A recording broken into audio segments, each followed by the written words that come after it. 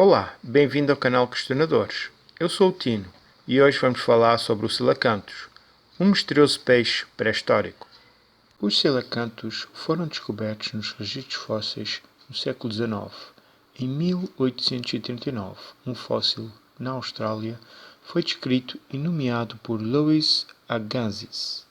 Com vários fósseis onde a possível datação vai de 400 milhões de anos até 65 milhões de anos atrás, no período do Cretácico Superior, onde supostamente foram extintos.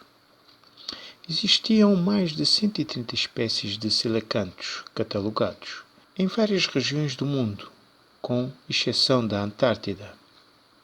E não viviam só no mar, mas também em água doce, como em rios e lagos. Até aqui, nada de muito especial, mas o impossível aconteceu e em 1938, na África do Sul, descobriram um selacanthus vivo. Sim, isso mesmo, encontraram um espécime vivo, o Latimeria shalomnae, esta espécie que estamos vendo na foto. Esta é uma das duas espécies atuais de selacanthus. Este peixe vive numa profundidade que vai dos 110 a 400 metros.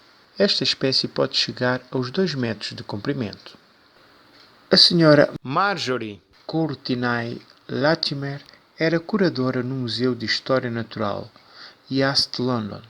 A senhorita Marjorie, na altura, costumava ir no porto de pesca para ver o que os pescadores traziam de suas pescarias e ficou amiga deles, e um desses pescadores, o capitão Hendrik Goursen, do pesqueiro Nerine, deixou seu pescado para ela ver. Ela achou um peixe muito diferente. Era um peixe azulado, com cerca de 1 metro de comprimento, com nadadeiras carnudas que o faziam lembrar membros de vertebrados terrestres. Ela estava na presença de uma das mais notáveis descobertas da criptozoologia do século XX. Marjorie estava olhando para um selacanto. Este peixe foi pescado no Oceano Índico, perto de Chalumna River. Marjorie enviou uma carta e um desenho do peixe para o professor J.L.B. Smith, do Rhodes University, Grahamstow, que ficou surpreendido ao reconhecer no desenho o selacanto, porque se pensava que ele havia sido extinto e estava listado apenas como um fóssil. Selacanthus são fósseis vivos. E uma curiosidade sobre eles: estes peixes tinham pulmões também. Além de brânquias ou guelras, como os peixes usam para respirar na água, captando o oxigênio presente nela, os selacanthus tinham e ainda têm pulmões. Isso foi confirmado por cientistas brasileiros e franceses, que tiraram as dúvidas que tinham sobre o selacanthus ter, de facto, ou não pulmões.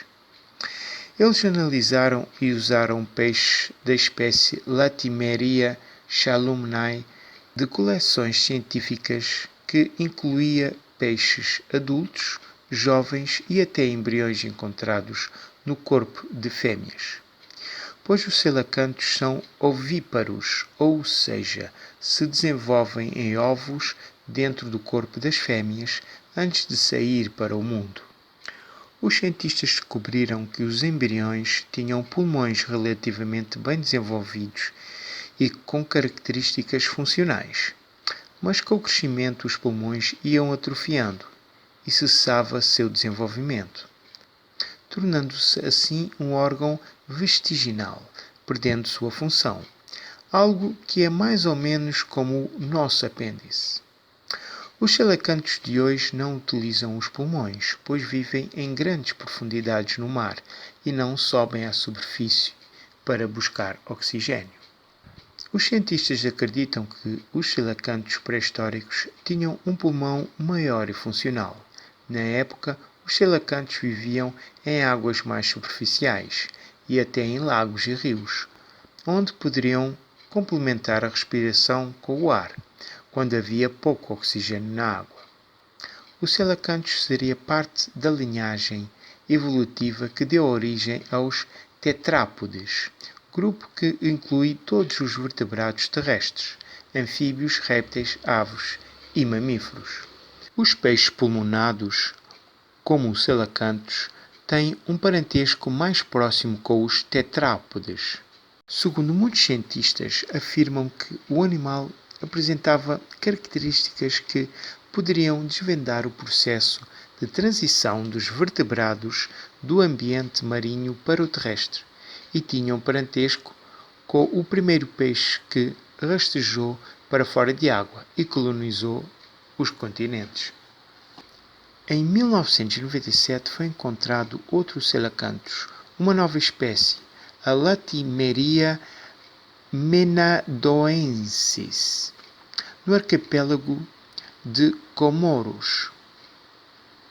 E este mesmo espécime é conhecido em Sulawesi, na Indonésia, com o nome de Rajar Laut, o rei do mar. Daí para cá têm sido encontrados vários coelacanthus dessas duas espécies, na costa oriental de África e espalhados pelo Oceano Índico, como na Indonésia, por exemplo. Estima-se que a população destes peixes varie de 1000 a 10.000 indivíduos, pois poderá haver populações destes peixes em profundidades maiores, algo que o ajudou a sobreviver até os dias de hoje. Com a misteriosa descoberta deste peixe, um fóssil vivo, muitas questões são colocadas e poucas questões são devidamente respondidas. O genoma de uma das duas espécies vivas de Coelacanthus foi sequenciado e mostra que este peixe, com uma longa história, continua a evoluir, mas muito lentamente, revela um artigo na revista Nature. Os estudos estão apenas no começo, mas o mapeamento do genoma do Coelacanthus tem o potencial para explicar como o primeiro peixe deixou os oceanos e deu origem a todos os vertebrados terrestres. Se isso acontecer, um dos maiores mistérios da história da evolução pode ser desvendado. Será que pode mesmo? Será que vão deixar isso acontecer? Revelar toda a história? Eu acho que não, pois não vão revelar nada que os deixe ainda mais desconfortáveis. O Coelacanthus, um verdadeiro sobrevivente. Quantos mais sobreviventes estão por descobrir ou já foram descobertos? Eu espero que tenham achado interessante. Obrigado por assistir e até ao próximo vídeo. Namastê.